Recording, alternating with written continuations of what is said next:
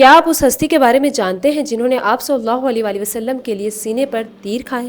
جی ہاں، میں بات کر رہی ہوں ام عمارہ کی، ایک بہادر اور دلیر خاتون جنہوں نے احد، حدیبیہ، خیبر، حنین، عمرہ مکمل اور جنگ یمامہ میں شرکت کی، لیکن ان کا سب سے عظیم کردار جنگ احد میں سامنے آیا۔ ام عمارہ نے اپنے شوہر غازیہ اور اپنے 2 بیٹوں کے ساتھ جنگ میں شرکت کی۔ وہ عام طور پر جنگوں میں زخمیوں کو پانی پلانے کا کام کیا کرتی تھی یا پھر زخمیوں کی مرہم پٹی کرتی تھی۔ وہ صبح سے اپنے خاندان کے ساتھ زخمیوں کو پانی پلاتی رہی اور ساتھ ہی زخمیوں کی مرہم پٹی کرتی رہی۔ اب جنگ احد کے بارے میں تو آپ سبھی جانتے ہیں، مسلمان کس طرح سے غالب آ گئے تھے، لیکن اس کے بعد مسلمانوں کی صرف ایک غلطی نے کس طرح سے سب کچھ الٹ کر رکھ دیا۔ وہ کچھ یوں تھا کہ جنگ کے دوران جب قریش پیچھے ہٹنے لگے تو آپ صلی اللہ علیہ وآلہ وسلم نے مسلمانوں کو پہاڑی پر ٹھہرنے کے لیے کہا تھا، لیکن مسلمانوں نے آپ صلی اللہ علیہ وآلہ وسلم کی بات کو نظر انداز کیا اور مال غنیمت کی طرف دوڑنے لگے، اور اسی لالچ کے چلتے محاذ کو خالی دیکھ کر قریش نے دوبارہ مسلمانوں پر حملہ کر دیا اور جنگ دوبارہ سے قریش کے حق میں ہو گئی۔ یہ سب دیکھ کر مسلمان گھبرا کر بھاگنے لگے۔ صرف آپ صلی اللہ علیہ وآلہ وسلم اور چند صحابہ پیچھے رہ گئے تھے، جن میں سے ایک ام عمارہ بھی تھی۔ مسلمانوں کو بھاگتا دیکھ کر ام عمارہ آپ صلی اللہ علیہ وآلہ وسلم کی دفاع کے لیے دوڑ پڑی۔ انہوں نے ہتھیار اٹھا لیے اور اپنے شوہر اور اپنے دونوں بیٹوں کے ساتھ آپ صلی اللہ علیہ وآلہ وسلم کی ڈال بنی رہی۔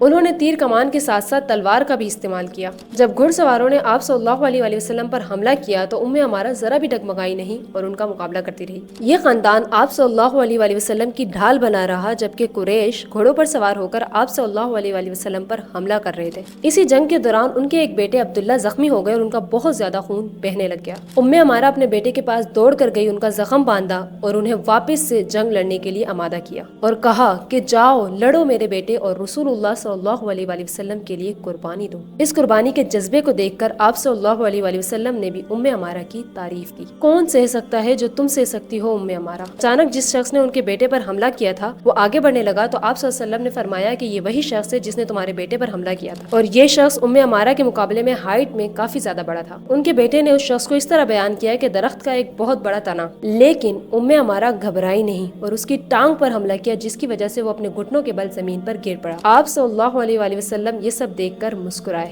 تم نے بدلہ لے لیا ام عمارہ، اللہ کا شکر ہے کہ جس نے تمہیں فتح دی اور تمہارے دشمن پر تمہیں خوشی دی۔ ایک موقع اس جنگ میں ایسا بھی آیا جہاں پر رسول اللہ صلی اللہ علیہ وآلہ وسلم اکیلے رہ گئے تھے۔ ابن قما جو کہ دشمنوں میں سے تھا، وہ رسول اللہ صلی اللہ علیہ وآلہ وسلم کی طرف تیزی سے بڑھا۔ اس نے کہا کہ مجھے محمد دکھاؤ، اگر وہ بچ گیا تو میں بچ نہیں سکتا۔ اب یہاں پر کچھ دوسرے صحابہ بھی آپ صلی اللہ علیہ وآلہ وسلم کے تحفظ کے لیے دوڑ پڑے۔ ام عمارہ بھی ان میں شامل ہو گئی۔ دشمن یہاں پر شدت سے تیروں کے ساتھ ان پر حملہ کرتے رہے۔ ابن قصہ نے کئی مرتبہ آپ صلی اللہ علیہ وآلہ وسلم پر حملہ کیا، لیکن وہ سارے تیر ام عمارہ اپنے سینے پر کھاتی رہی۔ وہ آپ صلی اللہ علیہ وآلہ وسلم کے آگے شیلڈ بن کر کھڑی رہی، اور پھر ابن قصہ نے ایک گہرا وار ام عمارہ کی گردن پر کیا۔ آپ صلی اللہ علیہ وآلہ وسلم نے فوراً ان کے بیٹے کو بلایا، فرمایا تمہاری ماں اس کا زخم باندھو، اللہ تمہیں برکت دے اور تمہارے خاندان کے لوگوں کو، تمہاری ماں فلاں فلاں سے بہتر ہے، اللہ تم پر رحم کرے اور تمہارے خاندان کے لوگوں پر۔ یہ دعائیں سن کر ام عمارہ نے رسول اللہ صلی اللہ علیہ وآلہ وسلم کی طرف دیکھا اور کہا کہ اللہ تعالیٰ سے دعا کیجئے کہ وہ جنت میں ہمیں آپ کے ساتھ رکھے۔ آپ صلی اللہ علیہ وآلہ وسلم نے فرمایا اے اللہ انہیں جنت میں میرے ساتھ رکھ۔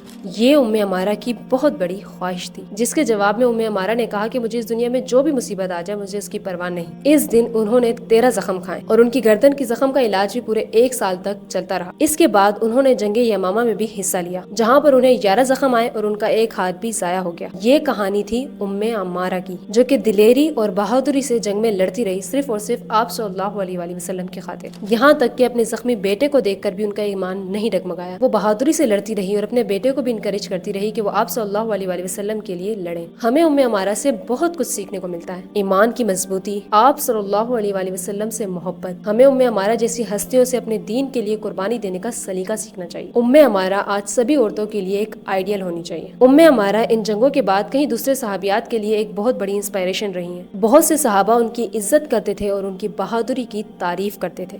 یہ رتبہ انہیں حاصل تھا حالانکہ وہ ایک عورت تھی۔